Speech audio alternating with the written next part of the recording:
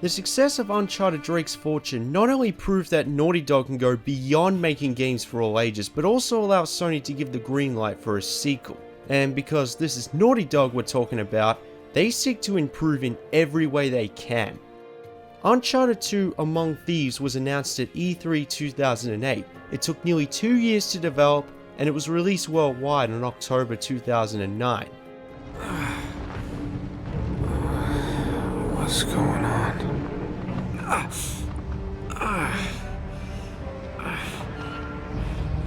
That's my blood. That's my blood. It's a lot of my blood. Nathan Drake wakes up shot, with his life hanging by a thin thread on a train carriage.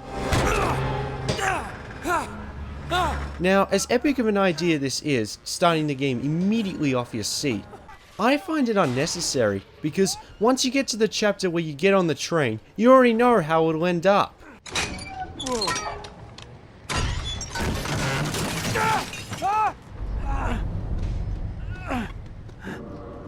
Drake barely escapes, passes out, then flashes back to him accepting Harry Flynn's offer to search for a Mongolian lamp in a Turkish museum, along with partner and ex-lover Chloe Fraser. Wait a minute, Chloe. If it makes you feel any better, my relationship with Flynn is strictly professional. Really? Mostly professional. Oh. They break into the museum to find blue resin and a blank piece of paper, which is actually a map when the flammable resin is lit. Another clue of the sapphire location. Then Drake is double-crossed by Flynn and caught by the cops.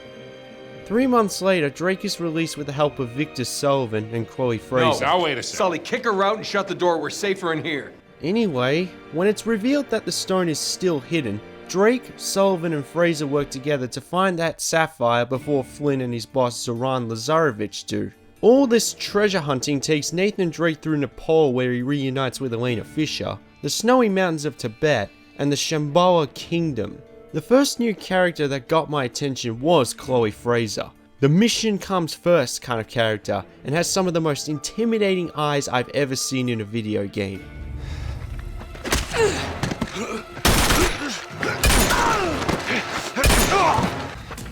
I like her. Yeah, I bet you do.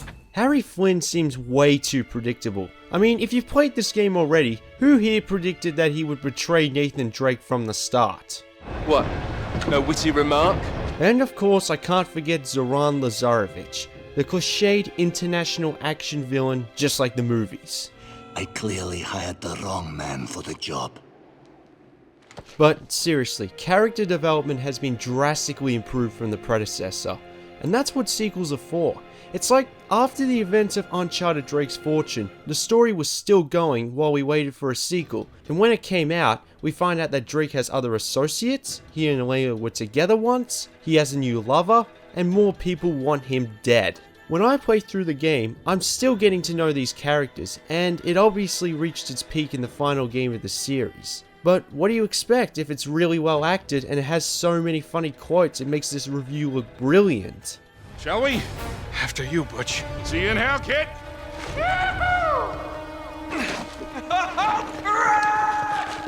You don't even have to play the first game to understand what's going on, even though it's recommended that you do so. Because aside from a few returning characters, everything in the story is fresh. Nathan Drake is on a new quest on the other side of the world, but if it has the Uncharted name, expect a lot of guns, explosions, close calls, and breathtaking scenery.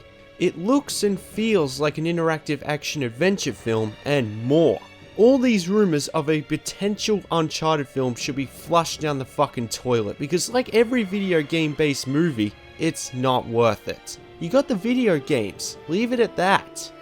Once again, Drake is exploring some of the most beautiful looking locations in a video game, ranging from buildings, caves, mountains, trains, and jungles. But instead of exploring on one island, the story increases its scope from the predecessor, with Nathan Drake traveling all over Asia, and as a result, chapters can look completely different from each other, adding gameplay variety. Naughty Dog takes inspiration from Pixar when it comes to work ethic. It wouldn't have surprised me if the game designers actually traveled to Nepal, Tibet, or Turkey to make Uncharted 2 look like what it is. It was also revealed that the entire Blu-ray disc is used up to make this game. Not entirely true, but it certainly looks like it. On top of that, the PS4 Nathan Drake collection looks even better in 60 frames per second. Practically no criticism for the presentation. What you see is literally what you get. Send reinforcements. As you'd expect, it's a mixture of the third-person shooter, brawler, and 3D platformer with the addition of solving a few puzzles with Drake's handy notebook as you normally would on a treasure hunt. Like the predecessor, the shooter gameplay can be a little repetitive. Ammo is scarce, the enemies take way too many bullets, and they surround you like a team even if they have 100. Jeez, relax, I want to end it on a high note. The controls have been improved substantially, and all they did was simply look at the things that I pointed out were wrong with Uncharted Drake's Fortune and made it better. One thing they fixed massively is the stealth. It's much easier to sneak up on enemies because Drake for one thing can attack around the walls, crawl while moving, and the enemy's general hearing has been slightly reduced. Must be thanks to the constant gunfire ringing in their ears. Or maybe it's because there are a lot of moments in the game where you have to keep quiet, and the game design has made it easier to play through.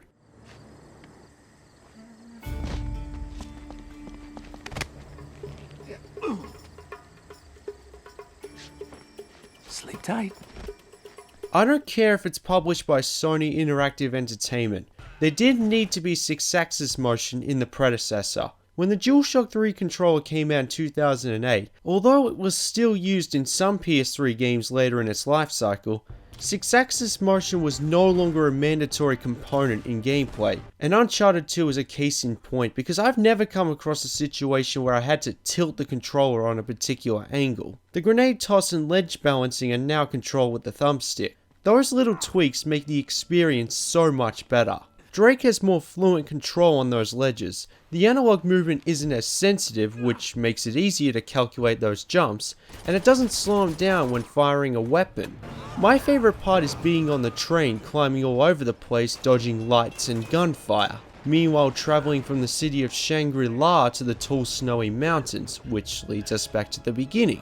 I said in the review of Drake's Fortune that it needed to mix the shooting and platforming genres because the game just felt like individual chunks of shooting enemies, then jumping around, blah blah blah. Because the controls for Uncharted are tailored to do both, as you can see from this bit of footage, they finally did. And to top it all off, gameplay time is a few hours longer than the first game, so you get more bang for your buck. And although it's linear, it gives you a reason to play it again, and believe me, you want to. During gameplay, when you complete a reward or PlayStation trophy, you earn money which you can use to buy different outfits and weapons, but you can only spend it once you beat the game. But hey, it's certainly an improvement over finding little bits of treasure. Whoa! Shit, I do that?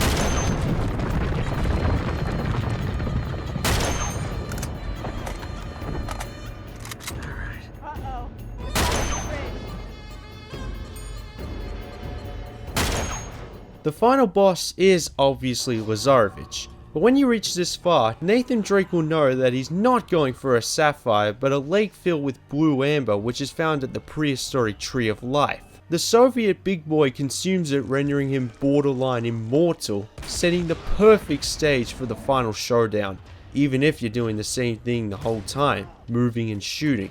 But it's as hard as it should be because Lazarevich has a shotgun, dozens of grenades, and when he gets close, instant death. It will take a few attempts, but it's not impossible. Then the kingdom is falling apart, everything you touch really does turn to shit, but what an epic way to close the final chapter. Uncharted 2 is yet another case of a video game sequel improving on its predecessor in almost every single way. It gets a 9 out of 10. When you play this game, you'll be in for a gorgeous, exciting, and challenging experience. Leave it to Naughty Dog to develop one of the best games exclusive to a PlayStation console. All the games in the series are worth your time and are available on the PS3 or the Nathan Drake collection on the PS4. You're not a real PlayStation gamer if you haven't played at least one of them.